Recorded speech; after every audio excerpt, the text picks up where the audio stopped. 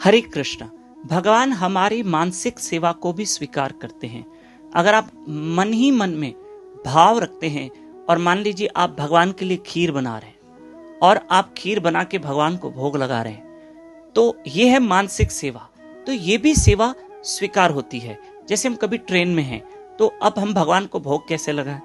तो हम मन ही मन में भगवान के लिए मान लो फ्रूट काट रहे हैं और फ्रूट काट के मैं ठाकुर जी को अर्पण कर रहा हूं, तो ये सेवा भी स्वीकार होती है। कैसे? महापुरुष एक प्रसंग सुनाते हैं, इसको ध्यान से सुनना। एक बहुत बड़ा कंजूस व्यक्ति था। एक दिन वो एक महात्मा से मिला, कहा महाराज मैं भी ईश्वर को पाना चाहता हूं, पर आप ऐसा उपाय बताइए कि जिसमें कोई खर्चा ना हो, कोई खर्चा ना हो, क्योंकि वो व्यक्ति बड़ा कंजूस था। उसने कहा महाराज जी आप कहोगे शास्त्र पढ़ो, ग्रंथ पढ़ो, तो उस पर भी पैसे लगेंगे। आप कहोगे माला जपो, तो मुझे माला खरीद के जपनी पड़ेगी, तो उसमें पैसे लगेंगे। आप ऐसा उपाय बताओ जिसमें 1 रुपया खर्चा ना हो। महात्मा ने कहा कि आप मानसिक सेवा कीजिए।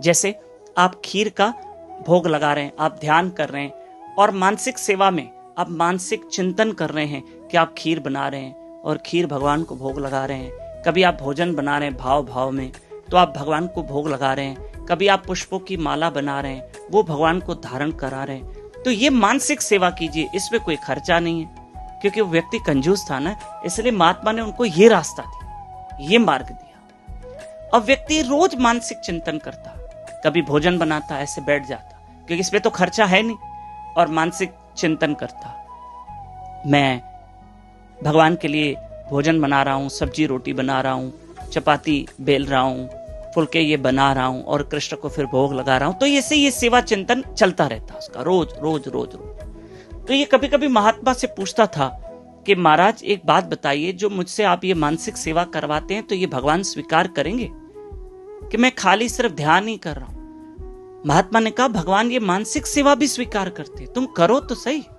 करो। करते रहा करते रहा करते रहा। अब ये कंजूस था व्यक्ति। एक दिन इसने भाव भाव में चिंतन करते हुए खीर बनाई। मैं खीर बना रहा हूं, उसमें दूध डाला है, साबूदाने डाले हैं, जो भी डालते हैं खीर में। अब जैसे ही उन्होंने खीर चूल्हे पर रखी, भाव में खीर रखी, तो उन्होंने चीनी डाल दी। अब 1 चम्मच चीनी डालनी थी, तो वहां 3 चम्मच डाल दी। अरे अरे अरे, अब मानसिक सेवा में सोच रहा, अरे मैंने तो 3 चम्मच चीनी डाल दी, अरे चीनी निकालो कल काम आएगी। अब वो मानसिक सेवा में भी कंजूस बना हुआ है, नहीं नहीं नहीं निकालो चीनी निकालो, और देखे तो मानसिक सेवा में ही खीर में से चीनी बाहर निकाल रहा है कि ये कल काम आएगी। उसके नेत्र तो बंद थे, सेवा चिंतन कर रहा था, और जैसे ही ऐसे बर्तन में से चीनी बाहर निकाले, तो तुरंत एक सांवले रंग का हाथ आया और उसको पकड़ लिया। कहा भाई यहां तो कंजूसी छोड़ो, अगर तुमने 3 चम्मच शक्कर चीनी डाल भी दी तो मैं तो खा सकता हूं।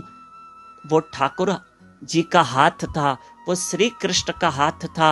अरे मानसिक सेवा उस भक्त ने की, तो भगवान ने आके कहा, मानसिक सेवा में दर्शन दिया कि भाई अगर 1 चम्मच की जगह 3 चम्मच चीनी चली गई तो तुम्हें क्या तकलीफ, तुम्हारा तो खर्चा हो नहीं रहा है, क्योंकि तुम मानसिक सेवा कर रहे हो, यहां क्यों कंजूसी कर रहे हो। और ठाकुर जी ने कहा अगर 3 चम्मच शक्कर डालोगे तो तुम्हारा तो कोई खर्चा है नहीं, और मुझे भी ठाकुर जी ने कहा मुझे भी कोई शुगर तो है नहीं, मुझे कोई थोड़ी तकलीफ बीपी शुगर है, तुम चाहो तो चीनी डाल सकते हो, यहां भी कंजूसी कर। तो कहने का तात्पर्य यह है कि भगवान ने उस भक्त की मानसिक सेवा को स्वीकार किया है। भगवान ने आके हाथ पकड़ा कि भाई यहां क्यों कंजूसी कर रहे हो, तुम भाव भाव में खीर लगा रहे हो, तो मैं 3 चम्मच चीनी गई तो मैं पी लूंगा। मतलब भगवान स्वीकार करते हैं। तो आप भी मानसिक सेवा कर सकते हैं। जैसे कोई व्यक्ति है, कोई कहता है भाई मैं 56 भोग नहीं लगा सकता, इतनी मेरे पास व्यवस्था नहीं है, तो आप मानसिक सेवा करो, ये भी ठाकुर जी स्वीकार करते हैं। हरे कृष्ण कृष्ण कृष्ण हरे हरे, हरे राम राम राम हरे हरे।